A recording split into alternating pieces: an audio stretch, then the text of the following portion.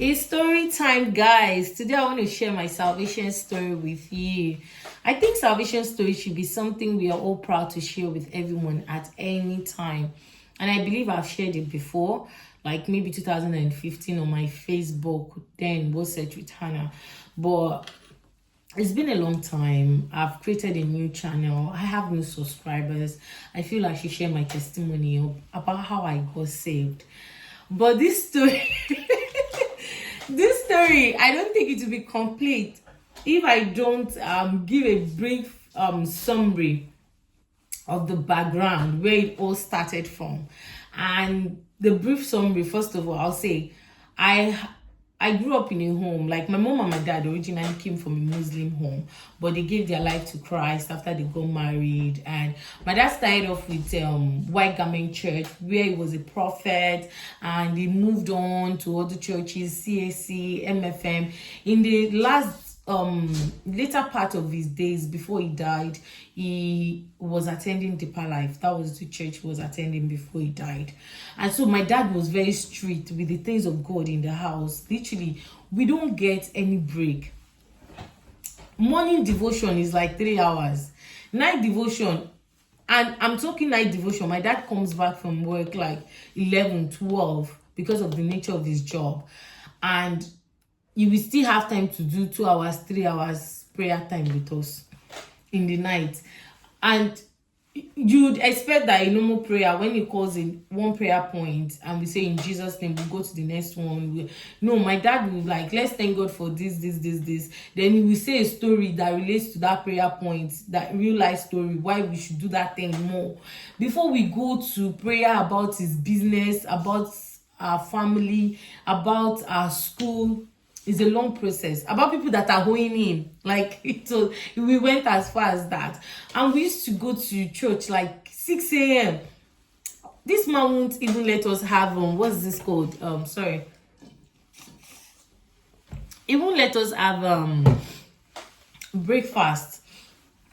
So it became like a custom in my household that we go to church without eating. And till date, I'm saying till date, being 2014, 31st of August, I still don't have that culture of eating to church. I go to church without eating. And my dad took me to college, university was Christian school. Anytime I finish from one level of education and I'm excited about new level of independence, it's like his ability to supervise me increases. Actually, my university, he took me to like a Christian-based university. In fact, it was the founder of the uni kind of incorporated deeper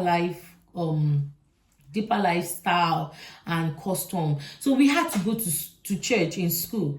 If you don't go to church in school, it was part of our attendance. If you don't go, they can literally expel you in school. I went to Caleb University, which started off from Magodo before it moved to Imota in Ikorodu. This, my uni, was just so close to my dad's workplace that it didn't take him anything to be in my uni. My uni, we're not allowed to cook. We have to buy from the restaurant. Our mode of dressing was so controlled. The times we can go out of the school, the times we can be outside our rooms. This is university, not college. University, where you're expecting a high level of independence. So it was really, really controlled and all that. When I finished uni, I was excited that now I'm going to serve. I'm going to go to another state to serve, because they had informed me that if you had your primary, college and university in like Lagos, for instance, the government will not post you in Lagos. I didn't know my dad had gone ahead of me and he had worked it out. And when I went to school to collect my allocation letter, I found out I was in Lagos. Not just Lagos, guys. I live more sure where my house is. Like, literally. I could not escape from that man. Where my house, like, is located. So, he talked me into, like, instead of working in a far distance, like Ikeja, Maryland, and all that, he talked me into working in his friend's school. So I was teaching in his friend's school, which was like 5 minutes walk from my house. And the rest of the week, like the rest of the week I was working with him. So I was under this man's nose everywhere. Like, so just imagine the day they told me that I was going to the UK. Guys, I was so excited. I was like, finally, at least this one, he can't enter the plane to say he's coming to UK to just come and visit me. No. So I was already imagining the party lifestyle, because I was working in an hotel where I used to organize parties, to drive sales, events, and even with that, I was still very strictly supervised by my dad. So I was like, now I can live my life. Nobody's going to wake me up around 6 o'clock to do prayer. Nobody's going to force me to go to church when I don't want to go to church. Actually, Sunday mornings then, when I was working at the hotel, because sometimes we'll have all-night party, like an event at the hotel, and I just want to sleep Sunday morning. And my dad, we literally act like he didn't see me working all night. So I got on the plane and I was in UK. See me excited. Let me say, while I was working in Nigeria, I had this staff working with me. He was attending Christ Embassy, and he used to bring Rhapsody of Realities to the hotel. That he would be like, manager, can I put this in the room? I'll be like, no, don't put anything in my customer's room. I used to like attack him basically, but I liked him as a person. I didn't just like that part of him bringing Rhapsody to work. So when I got to the UK, I entered the train, and I met a lady who has become my sister on that train, Ivie. And she was the first person to show me Rhapsody in UK. She wanted to do evangelism. In my head, I was like, auntie. I didn't say it out. I was like, auntie, don't even start with me. How can I just enter UK? It's not even up to 20 minutes, 30 minutes. Somebody is already talking about Jesus, God again. People should leave. Like, in my head, I just politely told her, like, I'm not interested. And we found out that we were going to the same school, because we came out from the train station in Pontypridd, and so we greeted each other more. And she was like, she was telling me that when she settled in, she wants to look for a church, Christ Embassy. I was like, all the best. Me, because I arranged for my accommodation from Nigeria, I was like, all the best. In my mind, I'll never even see her again. Up until someone came to visit my flatmate then and told us that there's a Nigerian church in Cardiff. Then we're living in Pontypridd that is going to be cooking jollof rice. Mind you, this time around, we were new in Cardiff. This is like my first week in Cardiff. And what I know from back home, then I could not cook. I could not like really cook. Like, even if my mom traveled and I offer my dad to cook for him, he'll say, thank you. He will say thank you, because I went to schools that didn't allow cooking. Even when we were home, like, my mom most times was doing the cooking, and she used to attack me then. Like, she tried to get me in the kitchen and all that. So I was happy to go to where they would give me Nigerian food, because I was tired of eating kebab, burger, pizza. So we went. In fact, I went with some of my friends also. So we entered the bus, and I saw this lady I saw in the train. Mind you, my dislike for what she was telling me was not only because of church or Jesus, was also because of Pastor Chris. Because when I was in Nigeria, I didn't like anything that had to do with that ministry. So when I entered the bus that was speaking us, it was a white bus. I saw her in the bus. I was like, my mind did not even think that maybe it's a church bus taking all of us to the same church. God knows why he does the things he do. Because he does, sorry. Because if I had known that it was Christ Embassy that bus was taking us to, because the person that told us they were cooking jollof rice did not tell us the church. He just said a church. Guys, I will not enter that bus. I'll go back inside my house. But God knows why he does what he does. So I just thought it's a bus taking everybody from Pontypridd to Cardiff. Then when we get to Cardiff, everyone will go to their various destination. To my surprise, the bus parked in front of Christ Embassy, and the first thing I saw was the banner of Pastor Chris in front of that church. I was like, I wanted to go back that day. I wanted to go back. But because it's my first week, I didn't know my way back, all that.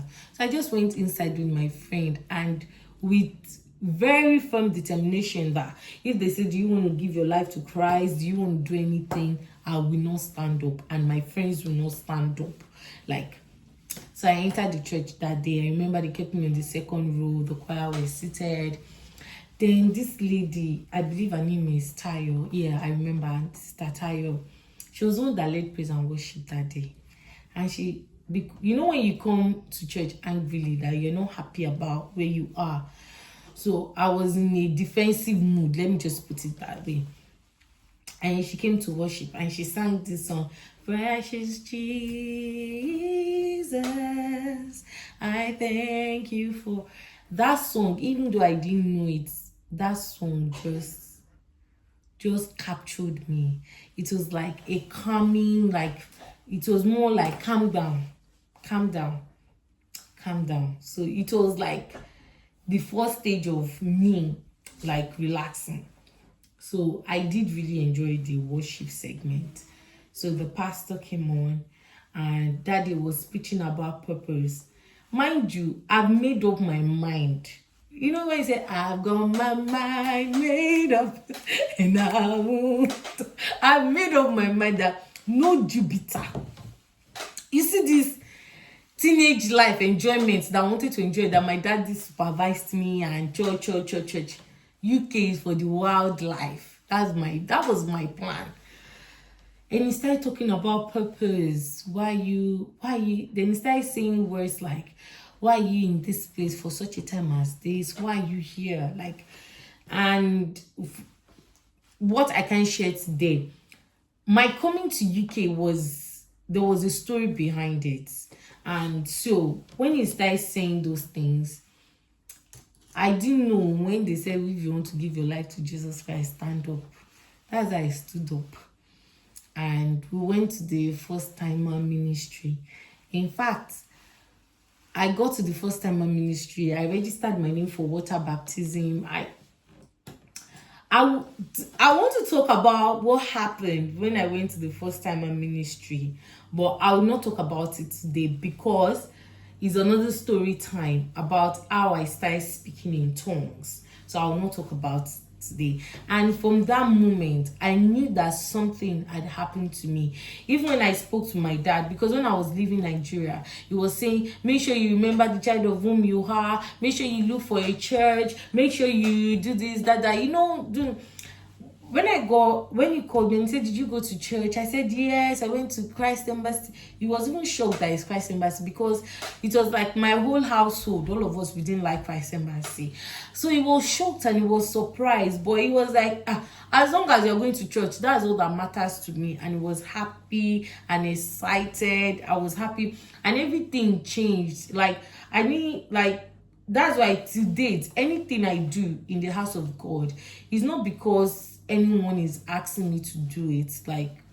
100% of the time I am myself, because I'm living that life based on what I've gotten from Christ, the knowledge I have of Christ. Even so, there were some certain things I was doing before that time that I didn't even have to force myself to stop. I didn't see them as a problem to stop. They just literally, the deeper I got into the things of God, they just, by themselves, I just saw that there were not things I had interest in, the kind of friends I love to have, even though right from time, I've not been a friendly person. When I mean I've not been a friendly person, I have this personality where I'm able to go out and laugh with people, play with people, but I don't really know how to keep friendship. And my dad contributed to that, because sometimes, if he does not know that person, you cannot be friends with that person. So I just saw that those things, most of the things I was worried about, concerned about, they're just easy. And serving God, that's why today too, I still say it, serving God is easy for me. I am who I am in the church, outside the church, if you understand what I mean. I don't have another personality, because it was divine. It was like my dad prayed for it. It was like my intention, like God just turned everything around. And to date, I said it before, that's the church I'm still going. Glory be to God. So guys, that's my salvation story. What's the salvation story? Share it. Share with me. If you stay in Cardiff, if you like me to video you for a salvation story, let me know. I'll come and video you. If you're staying far and you can record yourself, you can send it to me. I don't mind. Or you can send me, like, you can write your salvation story in the comment section. Thank you so much, guys, for watching today's story time. I'll be back again with another story very soon. That's why I didn't go deep in some things, because it's going to be an ongoing story time. Thank you so much. Bye for now.